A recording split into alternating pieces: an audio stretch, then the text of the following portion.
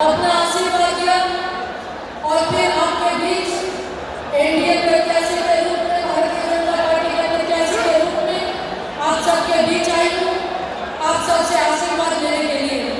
मुझे पूरा भरोसा है आप सबका आशीर्वाद हमें मिलेगा और आप सबके आशीर्वाद से आदरणीय प्रधानमंत्री जी के नेतृत्व में जो वर्षों से कुछ कामें लंबी थी कोडरमा लोकसभा की, उसको हमने प्रयास किया और माननीय प्रधानमंत्री जी के माध्यम से उन्होंने चाहे सरिया रेल ओवरब्रिज का निर्माण का हो, उन्होंने शिलान्यास किया और आज लगभग 3 दशक से उस रेलवे ओवरब्रिज की मांग थी। हजारों लोग रोज प्रभावित होते थे।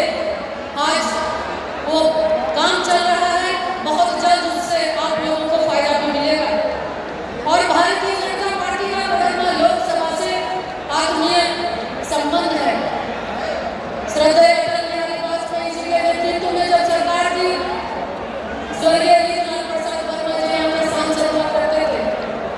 उन्होंने रांची से गिरिडीह को जोड़ने के लिए रेलवे लाइन की शुरुआत की और आप सबके आशीर्वाद से और आदरणीय प्रधानमंत्री जी के आशीर्वाद से, सहयोग से हमने रांची से गिरिडीह और आसनसोल तक को जोड़ने के लिए इंटरसिटी ट्रेन की शुरुआत हमने की और श्रद्धेय लीलाराम प्रसाद वर्मा जी को श्रद्धांजलि देने का काम हमने किया। जो उनकी सोच थी कि लोग रांची कम समय में पहुंचे, कम खर्च पे पहुंचे और सीधी